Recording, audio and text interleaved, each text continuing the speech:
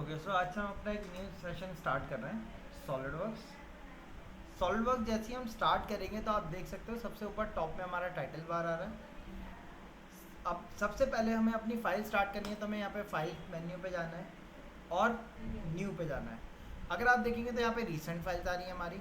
आप कोई पुरानी फाइल आपने बना रखी है तो आप उसको ओपन करके भी चेक कर सकते हो, ठीक है। बट अभी के लिए हम क्या कर रहे हैं, न्यू से स्टार्ट कर रहे हैं। जैसे ही आप न्यू पे जाओगे आपके पास तीन ऑप्शन आएंगे। तीन कौन कौन से ऑप्शन आ रहे हैं? पहला पार्ट है हमारा, सेकंड असेंबली है एंड थर्ड ड्राइंग है। पार्ट हमारा इंडिविजुअल कंपोनेंट क्रिएट करने के लिए यूज़ करते हैं हम। असेंबली कंपोनेंट्स को आपस में असेंबल करके एक प्रोडक्ट बनाने के लिए यूज़ करते हैं। एंड ड्राइंग मॉड्यूल जो है हमारा, ये आपका रहता है अगर हमने कोई पार्ट बना रखा है या असेंबली क्रिएट की हुई है तो उनसे अपनी ड्राइंग्स को जनरेट करने के लिए। हाँ, ठीक है। और आप इसमें चाहो तो यहाँ पे एडवांस पे क्लिक कर सकते हो, तो आप देखोगे तो इस टाइप के तीन प्रीव्यू आपको दिखाने लगेगा ये, ठीक है। यहाँ से खैर हमने अपने पार्ट कंपोनेंट को सेलेक्ट किया और ओके किया। जैसे आप ओके करोगे तो आपका एक बेसिक इंटरफेस स्केचअप सॉलिडवर्क्स में खुल के आ जाएगा। अब जब फर्स्ट टाइम आप सॉलिडवर्क्स अपना ओपन करते हो तो वो आपको यहीं पे पॉपअप के तौर पे यूनिट्स पूछेगा। वहाँ पे हम इंडियन स्टैंडर्ड्स पे वर्क करना चाह रहे हैं तो हम आईएसओ स्टैंडर्ड्स को पिक करेंगे। और यूनिट्स में हमारे यहाँ एमएमटीएस सिस्टम को फॉलो किया जाता है तो हम एमएम यूनिट्स को सेलेक्ट करेंगे। फर्स्ट टाइम पे सॉलिडवर्क्स स्टार्ट करते टाइम जो यूनिट आप सेलेक्ट कर दोगे बाय डिफ़ॉल्ट उसी की सॉलिडवर्क्स टेम्पलेट बना के सेव कर देता है। हम अपनी न्यू टेम्पलेट बना के उसको ओवरराइड ज़रूर कर सकते हैं, लेकिन ज़्यादा बेटर ये रहता है जिस टेम्पलेट पे आपको हमेशा से काम करना हो आप उसी यूनिट्स को पैरामीटर को सेलेक्ट कर लो।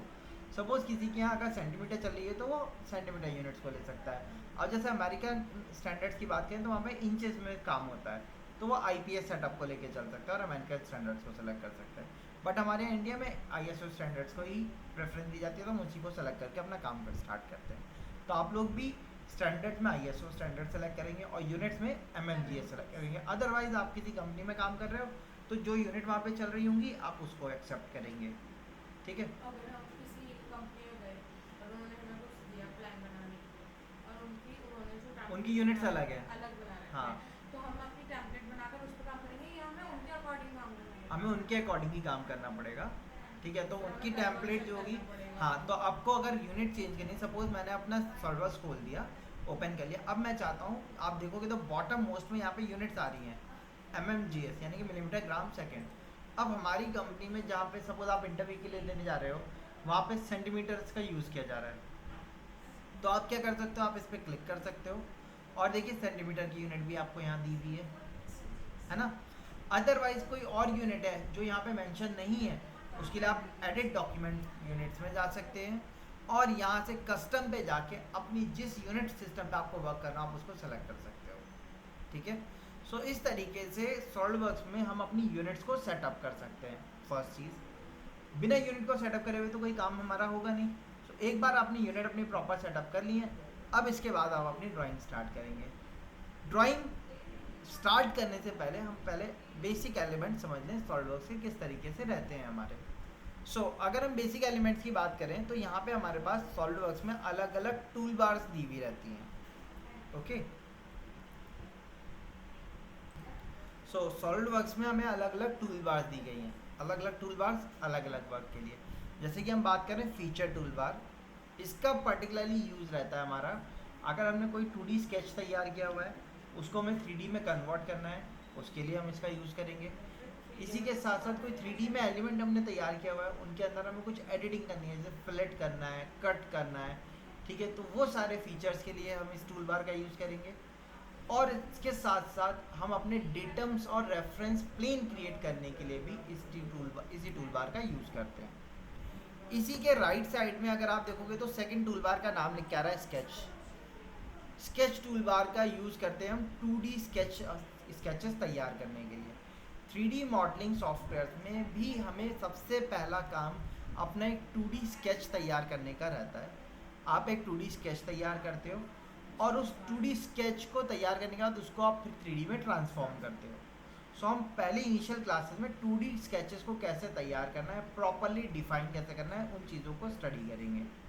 यस, फिर उसके बाद हम फीचर्स में उसे 2D से 3D 3D में कन्वर्ट करें। अब जैसे आप देखोगे स्केच टूल बार्स मेरे में आ रहा है, हो सकता है आपके में भी बाकी और टूल बार्स आ रहे हो सकता है नहीं आ रहे हो। सो सॉलिड वर्क्स में आप टूल बार्स को कैसे ला सकते हो, आपको सिंपल किसी भी एक टूल बार पर राइट क्लिक करना है और यहाँ से टैब में जाना है। आप टैब में जाके देखेंगे तो इसमें मल्टीपल टूल बार्स आपको देखने को मिलेंगे। अलग अलग टूल बार अलग अलग फंक्शनैलिटी के लिए हैं, जैसे वेलमेंट टूल फ्रेम स्ट्रक्चर्स को डिज़ाइन करने के लिए, मोल्ड टूल मोल्ड डिज़ाइनिंग के लिए, सरफेस टूल सरफेस डिज़ाइनिंग के लिए, शीट मेटल का tool sheet metal operations perform करने के लिए। ठीक है, तो हम अलग अलग टूल बार्स को एक्सप्लोर करते रहेंगे कैसे करना है। फिलहाल के लिए स्टार्टिंग हम किससे करते हैं, स्केच टूल बार से करते हैं। आपका शो नहीं हो रहा होगा अगर, तो आप यहाँ राइट क्लिक करेंगे, टैब्स में जाएंगे, स्केच को टिक कर देंगे, जो टिक हो जाएगा वो शो होने लगेगा। Is it clear? अब यहाँ तो हमारे टूल बार्स आते हैं। ऑटोकैड और सॉलिडवर्क्स की फंक्शनैलिटी में डिफरेंस है। क्या डिफरेंस है? ऑटोकैड में बेसिकली क्या रहता है कि आप जब ड्राइंग बना रहे हो उसी टाइप पे आप उसकी डायमेंशन डिफाइन कर रहे हो और वो एग्जैक्ट उसी टाइप का बन रहा है। लेकिन सॉलिडवर्क्स जो प्रोडक्ट है वो एक्चुअल में अगर आप देखेंगे तो वो डेसॉल्ट का है, डीडीएस। डेसॉल्ट की बेसिक कंसेप्ट क्या रहता है, अगर हम 2D क्रिएट कर रहे हैं तो उनका बेसिक कंसेप्ट क्या रहता है कि पहले आप ज्योमेट्रिकल शेप तैयार करो, यानी कि ज्योमेट्री डिफाइन करो, उसके बाद उनकी डायमेंशनिंग करो। सो हम प्रोडक्ट बनाते टाइम डायमेंशनिंग नहीं कर रहे हैं, प्रोडक्ट बनाने के बाद ज्योमेट्रिक डायमेंशन डिफाइन कर दिया, उसके बाद हम उनकी डायमेंशनिंग डिटेलिंग कर रहे हैं। हाँ, सेटअप कर रहे हैं।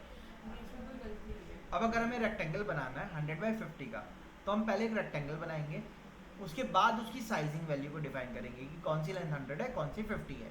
मतलब जैसे आप ऐसे करते थे कि प्लान प्लान बना रहे फ्लोर प्लान को उसमें आप साथ साथ चेक करते चलते हैं हाँ ना, तो हम इसमें ऐसा नहीं कर सकते। नहीं, बट अगर हमारा कुछ बीच में अगर कुछ गलती हो गई हम उसको रेक्टिफाई कर सकते हैं, एडिटिंग कर सकते हैं। ऐसे ही दूसरे सॉफ्टवेयर हैं जैसे एनएक्स है, क्रियो है, उनमें साथ साथ डायमेंशनिंग चलती है। बट डेसॉल्ट की जो भी सॉफ्टवेयर जैसे सॉलिडवर्क्स है उसमें भी यही फंक्शनैलिटी चलती है, और कैटिया है उसमें भी आपकी यही सेम फंक्शनैलिटी को फॉलो किया जाता है। यानी कि आपको पहले ज्योमेट्री डिफाइन करनी है, प्रॉपर बनाना है, उसके बाद आप उसको डायमेंशनली डिफाइन करोगे, इससे आपका काम जल्दी होगा। ठीक है, सो हम सॉलिडवर्क्स स्टार्ट करते हैं अपना। अब हमें 2D स्केचेस तैयार करना है तो उसके लिए हम स्केच टूल बार्स का यूज़ करेंगे, लेकिन स्केच टूल बार्स में सारे टूल्स अभी आप देख सकते हो एक्टिव नहीं होंगे। स्केच टूल बार्स के टूल पे काम करने के लिए सबसे पहले आपको एक प्लेन को सेलेक्ट करना होगा। प्लेन आपके 2 डायमेंशनल एक्सेस मिलके एक प्लेन बनाएंगे। सॉलिडवर्क्स बाय डिफ़ॉल्ट हमें 3 प्लेन देता है, जैसे हमारे 3 एक्सेस होते हैं एक्स वाई और जेड, तो उन्हीं 3 एक्सेस में से 2 एक्सेस को मिला के हमारा एक प्लेन बना है। जैसे अगर हम एक्स वाई प्लेन की बात करें तो हमारा वो फ्रंट प्लेन आ गया। ठीक है, वाई जेड प्लेन की बात करें तो आपका टॉप आ गया, जेड एक्स प्लेन की बात करें तो राइट प्लेन आ गया। तो इस तरीके 3 प्लेन हमें देखने को मिलते हैं। आप यहाँ पे भी देख सकते हो, ये आपका एक्स वाई हो गया, ठीक है, टॉप प्लेन आपका एक्स जेड हो गया, और राइट वाला प्लेन आपका वाई जेड हो गया। तो इस तरीके से 3 प्लेन आ रहे हैं हमारे। अब स्टार्टिंग में अभी हम 2D कर रहे हैं तो आप किसी भी प्लेन को सेलेक्ट कर सकते हो वर्क करने के लिए, लेकिन जब हम प्रोडक्ट डिज़ाइनिंग का स्टेप स्टार्ट करेंगे वहाँ पे आपको अपने प्रोडक्ट के हिसाब से व्यू लेने होंगे। ठीक है, अभी के लिए आप किसी भी प्लेन को एक्टिव कर सकते हो। एक्टिव करने का तरीका क्या है, आपको प्लेन को सिंपल राइट क्लिक करना है, और राइट क्लिक करने के बाद यहाँ पे स्केच टूल पे जाना है। क्लियर है? फिर से बता देते हैं, आपको यहाँ फीचर मैनेजर डिज़ाइन ट्री में जाना है, और उसके जाने के बाद किसी जिस प्लेन पे आप वर्क करना चाहते हो आप उसको राइट क्लिक करोगे। राइट क्लिक करने के बाद स्केच पे चले जाएंगे। जैसे हम स्केच पे जा रहे हैं आप देख सकते हो पहले से और अब में कोई फ़र्क हमें देखने को मिल रहा है, चेंजेस देख सकते हैं हम। क्या चेंज देखने को मिला? पहली चीज़ तो फ्रंट के बिल्कुल पैरेलल होके आ चुके हैं हम। दूसरी चीज़, हमें सेंटर में एक ओरिजिन पॉइंट दिखा रहा है, और ये एक टूल अलग से बन के आने लगा।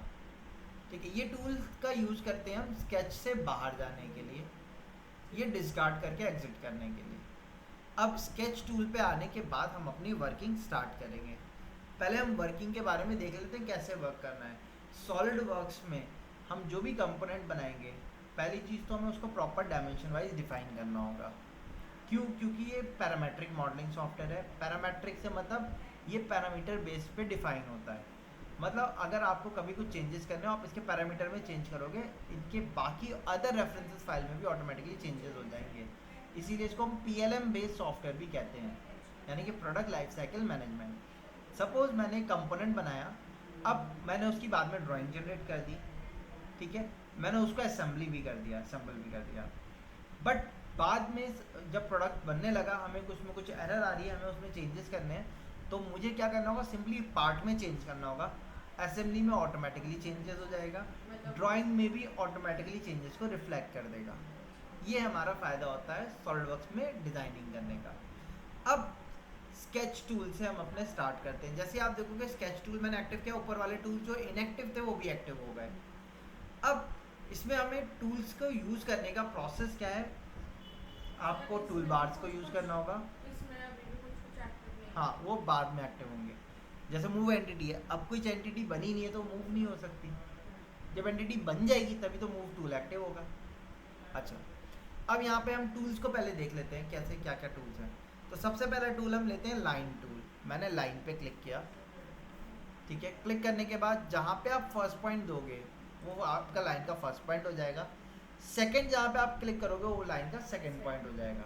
मैंने सेकंड क्लिक यहाँ कर दिया, तो आप देख सकते हो एक लाइन क्रिएट हो गई है ना, लेकिन लाइन स्ट्रेट नहीं आ रही। मैंने एस्केप किया, लाइन कमांड कंटिन्यू चलती रहती है, तो पहली लाइन बनी, उसके बाद दूसरी लाइन बन रही थी, हमने एस्केप कर दिया, इससे हम क्या हो गए, कमांड से बाहर आ गए। अब वापस से हम लाइन पे चलते हैं, लाइन पे गए, फर्स्ट पॉइंट दिया, अब लाइन तो बन रही है हमारी। सॉलिड वर्क्स के अंदर ऑर्थो टूल टाइप का नहीं होता जैसे ऑटोकैड में हमें देखने को मिलता है। सो सॉलिड वर्क्स में जब हम वर्क करेंगे तो हमें क्या करना है कि लाइन को स्ट्रेट करने के लिए आपको ऑब्जर्व करना पड़ेगा स्क्रीन के ऊपर। जैसे कि अभी आप देखो क्या लाइन स्ट्रेट है या नहीं है, एंगल पे अलाइंड होके आ रही है। अब मैंने लाइन को मूव करना स्टार्ट किया, कहीं पे स्ट्रेट हुई थी, जी बस। अच्छा वो एंगल दिखा देगा साथ। एंगल भी दिखाएगा, और उसके साथ साथ आप देख सकते हो जहाँ हमारा सेकंड पॉइंटर है, माउस जहाँ पे है, एक पेंसिल का स्केच बन के आ रहा है, आप उसके नीचे देखोगे येलो कलर से एक लाइन बन के आ रही है हॉरिजॉन्टल, उसके अंदर ब्लैक कलर की। ये कंस्ट्रेंट कहलाते हैं हमारे रिलेशंस, ठीक है। कंस्ट्रेंट क्या होते हैं, हमारे डिफाइनिंग पैरामीटर्स को हम कंस्ट्रेंट कहते हैं। दो टाइप के कंस्ट्रेंट हमें देखने को मिलते हैं सॉलिडवर्क्स में। एक ज्योमेट्रिकल कंस्ट्रेंट यानी कि जो ज्योमेट्रिकल शेप को डिफाइन करें, एक डायमेंशनल कंस्ट्रेंट यानी कि जो डायमेंशंस को डिफाइन करें। ज्योमेट्रिकल जैसे लाइन को स्ट्रेट रखना है हॉरिजॉन्टल, तो ये ज्योमेट्री है लाइन की। तो अभी अगर आप देखोगे तो ऑटोमेटिकली ज्योमेट्रिकल कंस्ट्रेंट अप्लाई होते रहेंगे सॉलिड वर्क्स के अंदर, वो हमें कुछ अलग से हमें देने की ज़रूरत नहीं है, ठीक है। Automatically solid work geometrical constraint apply करता रहता है, लेकिन आपको ऑब्जर्व ध्यान से करना होगा। जैसे मैंने फर्स्ट पॉइंट दिया, सेकंड पॉइंट को मैं मूव कर रहा हूँ, अब ये दिखाएगा लाइन हॉरिजॉन्टल है, अब मैं ऊपर लेके जा रहा हूँ, लाइन वर्टिकल है। अगर एक सिंगल लाइन के पर्सपेक्टिव से बात करें तो उसमें ज्योमेट्रिकली दो ही कंस्ट्रेंट हो सकते हैं, या तो लाइन हॉरिजॉन्टल होगी या वर्टिकल होगी, या लाइन हो सकता है एंगल पे हो। अगर मुझे लाइन एंगल पे बनानी है तो मैं उसको हॉरिजॉन्टल नहीं रखूँगा, तो मैं उसको हल्का सा अप या हल्का सा डाउन रखूँगा। सेम मैनर में अगर वर्टिकल बनानी है तो अप स्ट्रेट रखेंगे। मैंने वर्टिकल बनानी थी सपोज, तो मैंने क्लिक कर दिया, लाइन तैयार हो गई, मैंने एस्केप कर दिया, कमांड से बाहर आ गए। अभी अगर आप देखोगे तो जो मैंने लाइन एंगल पे बनाई थी उसमें कोई कंस्ट्रेंट तो लगे नहीं थे, तो वो जो लाइन आ रही है उसके ऊपर कोई रिलेशन एडअप होके नहीं आ रही। लेकिन जो मेरी ये वाली लाइन है, सेकंड लाइन जो मैंने कंस्ट्रक्ट करी, ये लाइन कैसी आ रही है हमारी, इसके साथ एक ग्रीन कलर का रिलेशन कंस्ट्रेंट आ रहा है, और वो कौन सा कंस्ट्रेंट आ रहा है, वर्टिकल का। मतलब ये बता रहा है लाइन मेरी कैसी होने वाली है, वर्टिकल होने वाली है। सपोज अगर मैं लाइन को सेलेक्ट करता हूँ तो लाइन के साथ अभी यहाँ पे आप देखोगे ये डिज़ाइन ट्री खुला हुआ है हमारा। अब अगर मैं किसी ऑब्जेक्ट को सेलेक्ट करता हूँ, जैसे मैंने इसको सेलेक्ट किया, तो आप देख सकते हो हमारा जो डिज़ाइन ट्री था उसकी प्रॉपर्टी चेंज हो गई। अब किस में आ गए, नेक्स्ट टूल पे आ गए हम, प्रॉपर्टी मैनेजर पे। प्रॉपर्टी मैनेजर जैसे नाम बता रहा है प्रॉपर्टीज़ बताता है, जैसे ऑटोकैड में हम ऑब्जेक्ट को सेलेक्ट करके PR एंटर करते थे, इसमें सेलेक्ट करके एंटर करने की ज़रूरत नहीं है। जैसे ही आप जिस ऑब्जेक्ट को आप सेलेक्ट करोगे उसकी प्रॉपर्टीज़ बताएगा। प्रॉपर्टीज में क्या दिखा रहा है, एग्जिस्टिंग रिलेशन आप देख सकते हो, क्या दिखा रहा है, वर्टिकल। मैंने ये लाइन को सेलेक्ट किया था, ये लाइन कैसी है, वर्टिकल है, तो एग्जिस्टिंग रिलेशन क्या दिखा रहा है, वर्टिकल है। लेकिन अगर मैं इस लाइन को सेलेक्ट करता हूँ तो इसकी रिलेशन क्या दिखा रहा है, कुछ नहीं। अब आप इसके अंदर ज्योमेट्रिकल कंस्ट्रेंट डिफाइन कर सकते हो, कैसे, मैं चाहता हूँ ये लाइन मेरी हॉरिजॉन्टल हो जाए। सो हॉरिजॉन्टल करने के लिए हमने लाइन को सेलेक्ट किया। सेलेक्ट करने के बाद यहाँ से नीचे आप देखेंगे ऑप्शन मिलेगा हमें ऐड रिलेशंस। ऐड रिलेशन में जाके आप यहाँ से चेंज कर सकते हो। जैसे मैंने इसको क्या कर दिया, तो आप देखोगे लाइन कैसी हो गई है, हॉरिजॉन्टल हो गई। अच्छा, अब मैं चाहता हूँ ये दोनों अच्छा, मैं एक और लाइन क्रिएट करता हूँ, सेपरेट लाइन क्रिएट करी मैंने। अब इसमें कोई रिलेशन तो है नहीं, एक और लाइन क्रिएट करी मैंने यहाँ पे, ऐसी एक और लाइन क्रिएट करी मैंने यहाँ पे। अब अगर मैं ये लाइन को मूव करता हूँ, मूव करना है कैसे, देखो आप मूव टूल एक्टिव हो गया, आप मूव एंटिटीज, ठीक है। अब ऑब्जेक्ट को मूव करना है, मूव कैसे करेंगे, आपने ऑब्जेक्ट को लेफ्ट क्लिक से सेलेक्ट करना है, सॉरी राइट क्लिक से, सॉरी लेफ्ट क्लिक से सेलेक्ट करना है और ड्रैग करना है, मूव होगी। अभी ये ऑब्जेक्ट की सिर्फ ज्योमेट्री डिफाइन है, डायमेंशंस डिफाइन नहीं है।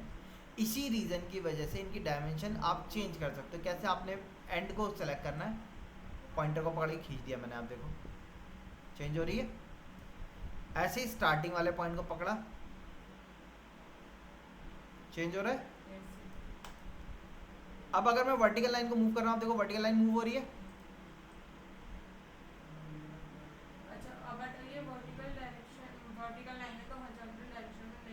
ऑब्वियसली वर्टिकल कंस्ट्रेंट लगा हुआ है, जब तक कंस्ट्रेंट लगा हुआ है तब तक नहीं जा सकती। अब ये लाइन एंगल पे दी, इसके अंदर कोई रिलेशन डिफाइन नहीं है। तो अगर मैं इसको सेलेक्ट करूँगा, ये आपका पैरेलल भी मूव हो सकती है, और अगर मैंने बॉटम से पिक किया इसके, तो एंगल भी चेंज हो सकता है।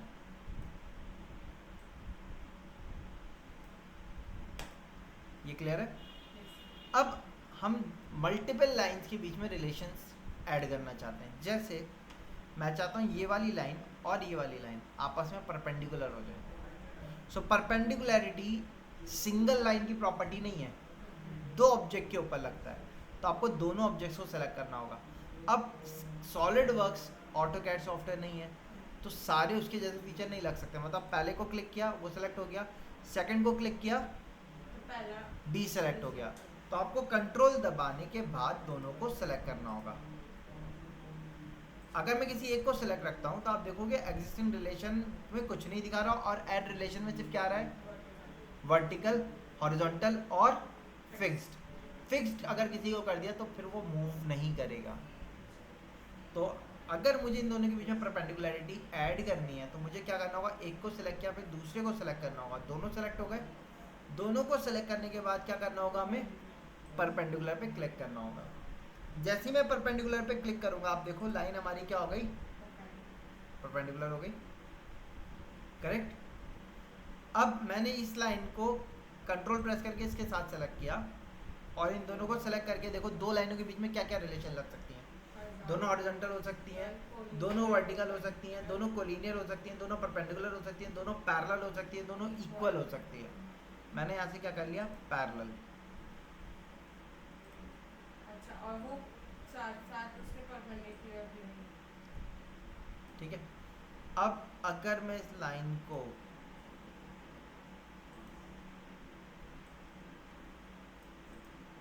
सेलेक्ट करता हूँ, मैंने इस लाइन को कर दिया क्या, हाँ इसके अंदर कंस्ट्रेंट लग गया हुआ था, सॉरी मैंने इसके कंस्ट्रेंट को डिलीट कर दिया, सॉरी। इसके अंदर आप देखोगे कंस्ट्रेंट लगा हुआ है वर्टिकल का, मैंने उसको डिलीट कर दिया। मैंने इन दोनों ऑब्जेक्ट्स को सेलेक्ट किया और कर दिया क्या, अब देखो पैरेलल हो गए। अब अगर मैं इस लाइन के एंगल को चेंज करूं, जैसे कि मैंने इसको सेलेक्ट किया, मैंने इसको क्या कर दिया, तो आप देखोगे पैरेलल वाला ऑटोमेटिकली वर्टिकल हो गया, और ये ऑटोमेटिकली कैसा हो गया होगा, हॉरिजॉन्टल हो गया होगा। परपेंडिकुलर था तो ये हॉरिजॉन्टल हो गया होगा। सो इस तरीके से हम अपने प्रोडक्ट के अंदर ज्योमेट्रिकल कंस्ट्रेंट अप्लाई कर सकते हैं। मल्टीपल कंस्ट्रेंट अप्लाई करने के लिए हमें मल्टीपल एलिमेंट्स को सेलेक्ट करना होगा, वो यहाँ पे ऐड रिलेशन से कर सकते हैं। ये क्लियर है हमारा? अच्छा, अभी आप देख सकते हो जो भी हमने लाइंस क्रिएट करी किस कलर की आ रही हैं, और उनके जो कंस्ट्रेन आ रहे हैं ज्योमेट्रिकल वो ग्रीन कलर से आ रहे हैं। मैंने इनको डिलीट कर दिया, मैं वापस से लाइन क्रिएट कर रहा हूँ। ठीक है, मैंने एक ट्रायंगल बनाना है, मैंने फर्स्ट पॉइंट यहाँ दिया, सेकंड यहाँ दिया, थर्ड यहाँ दिया, फोर्थ यहाँ दिया, ट्रायंगल शेप आ गया। अच्छा, उसके साथ साथ क्योंकि मेरा यहाँ पे शेड स्केच कंटूर ऑन था, तो जो क्लोज एरिया हुआ उसने उसको शेडेड करके भी दिखा दिया। अगर ये ऑफ होगा तो नहीं दिखाएगा। ठीक है, हमने एक ट्रायंगल बना दिया। एक ट्रायंगल मैं यहाँ डिफाइन कर देता हूँ, एस्केप किया मैंने। दोनों ट्रायंगल में कोई डिफरेंस देखने को मिल रहा है हमें? जरा देखिए, बताइए। एक में जो लाइंस हैं, पहला वाला ट्रायंगल जो हमने बनाया था, यानी कि दिस वन, इसकी जितनी भी लाइंस हैं सब ब्लू कलर की आनी है। बट ये वाले ट्रायंगल में दो लाइनें ब्लैक आ रही हैं। अच्छा, कौन सी लाइन ब्लैक आ रही हैं? जो ओरिजिन से क्रॉस हो रही हैं और हॉरिजॉन्टल है या वर्टिकल है, वो ब्लैक कलर की आ रही हैं। ब्लैक कलर का सॉलिड वर्क्स में मतलब होता है कि ऑब्जेक्ट जो है वो हमारा डिफाइंड है। मतलब सपोज अगर मैंने किसी ऑब्जेक्ट की डायमेंशन डिफाइन कर दी और पोजीशन डिफाइन कर दी, तो क्या अब वो मूव हो पाएगा? अच्छा, मतलब ये मूव नहीं हो पाएगा। लेकिन अगर हम बात करें लाइन की, मैं लाइन को प्रेस कर रहा हूँ लेफ्ट क्लिक से और मूव कर रहा हूँ, मूव हो रही है लाइन? नहीं। ये वाली लाइन को लेफ्ट क्लिक से सेलेक्ट करके मूव हो जा रही है, ये वाले को लेफ्ट क्लिक से सेलेक्ट करके मूव हो जा रही है। लेकिन ये और ये सर इसे मूव करिएगा। किसको? ये वाली, ये ब्लू है, ये मूव हो जाएगी। अच्छा, ये लाइन भी इसका स्टार्ट फिक्स है ओरिजिन पे। अच्छा, लेकिन इस लाइन का एंड फिक्स नहीं है, तो ये बढ़ भी सकता है, घट भी सकता है और डायरेक्शन रिवर्स भी कर सकता है।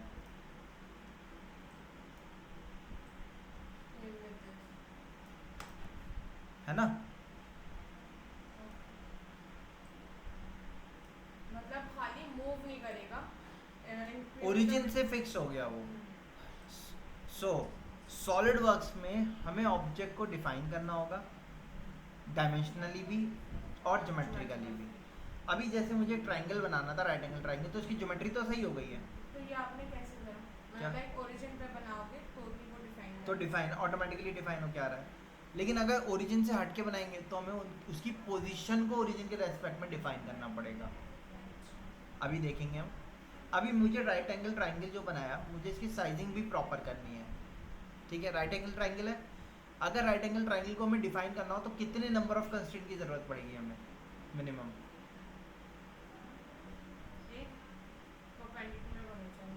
ज्योमेट्रिकली डिफाइन कर दिया। डायमेंशनली की अगर हम बात करें, इसमें 3 साइड्स हैं। अगर मैं एक साइड की लेंथ तो दूसरी साइड की लेंथ डिफाइन कर दूँ तो तीसरी साइड की लेंथ अपने आप डिफाइन हो जाएगी, है ना? Triangle law. अगर एक लेंथ और एक एंगल डिफाइन कर दूँ तो बाकी दोनों अपने आप डिफाइन हो जाएंगे। पक्का? सो यहाँ पे अब हम वही प्रोसेस को स्टार्ट करते हैं। कैसे? डिफाइन करने के लिए डायमेंशंस को हम यहाँ से यूज़ करेंगे डायमेंशनल कंस्ट्रेंट, जो कि हमारे स्मार्ट डायमेंशन के अंदर मिल जाता है हमें। स्मार्ट डायमेंशन, हाँ, स्केच के अंदर ही स्मार्ट डायमेंशन। स्मार्ट डायमेंशन क्यों कहते हैं? क्योंकि ये ऑब्जेक्ट की डिपेंडेबिलिटी पे डायमेंशन चेंज हो जाती हैं। जैसे अगर सर्कल बनाया आपने, कंप्लीट सर्कल है, तो उसमें डाया को डिफाइन करेगा, और अगर आर्क है तो उसमें रेडियस को डिफाइन करेगा। अगर स्ट्रेट लाइन है तो लीनियर डिस्टेंस कैलकुलेट करेगा, और एंगल लाइन है तो अलाइंड लेंथ भी चेक करेगा। अगर दो लाइनें सेलेक्ट करी तो पैरेलल हैं तो उन दोनों के बीच में गैप को बताएगा, नॉन पैरेलल हैं तो उनके बीच में एंगल को बताएगा। इस तरीके से डिफाइन।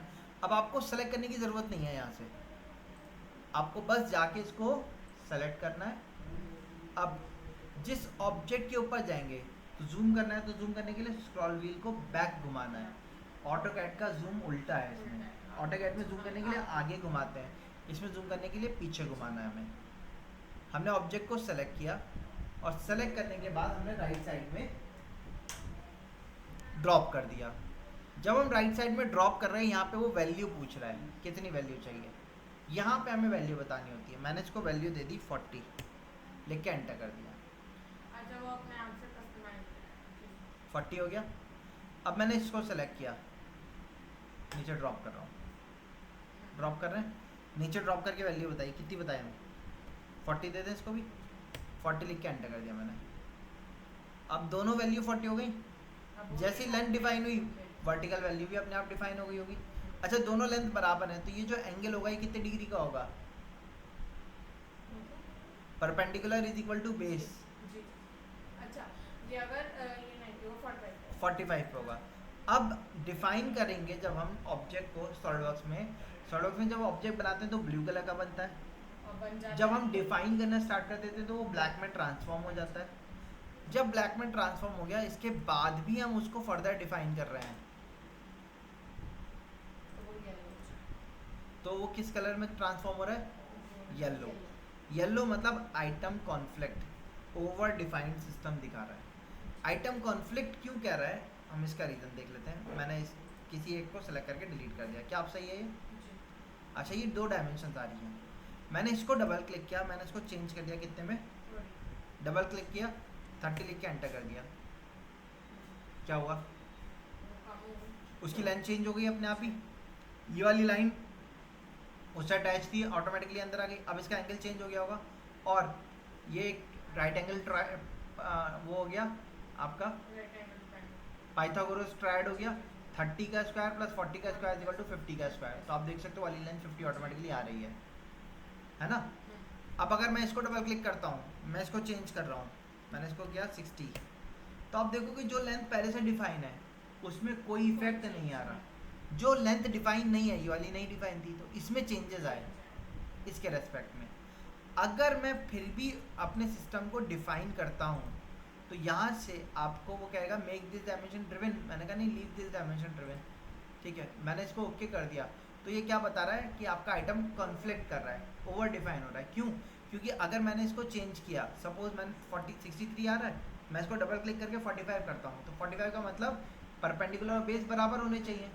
अब परपेंडिकुलर अलग से डिफाइन है और बेस अलग से डिफाइन है, तो मतलब या तो हम उसको ये समझ में नहीं आएगा किसको कांस्टेंट रखे और किसको चेंज करा जाए। इसीलिए सिस्टम को क्या बता रहा है, वो ओवर डिफाइंड, और ये एरर है हमारा। अच्छा तो मतलब अच्छा जब एरर होगा तो वो येलो शो हाँ, और अगर मतलब जैसे या तो हम एंगल डिफाइन कर लें या लेंथ डिफाइन करना वैसे या तो अब मुझे 45, एंगल पे 45 डिफाइन करना एंगल है, डिफाइन कर हाँ, लें। तो मैं इसको सेलेक्ट करके डिलीट कर देता हूँ। अब देखो आप वापस से वो डिफाइन सिस्टम में कन्वर्ट हो गया हमारा, ठीक है। तो इस तरीके से हम अपने एलिमेंट्स को डिफाइन कर सकते हैं। सॉलिडवर्क्स में जब हम क्रिएट करेंगे ड्राइंग तो हमारी वो किस कलर से बनेगी, ब्लू कलर से बनेगी। हमारा टास्क क्या होगा, उसको डिफाइन करके ब्लैक कलर में ट्रांसफॉर्म करना, ठीक है। और एक बार ब्लैक कलर में ट्रांसफॉर्म हो जाएगा तो वो डिफाइन हो जाएगा। फिर भी अगर हम फर्दर डिफाइन करेंगे तो क्या होगा, हमारा आइटम कॉन्फ्लिक्ट करने लगेगा, हमें उससे बचना है। क्लियर है इतना? Yes. आज का सेशन यहीं तक रखते हैं हम।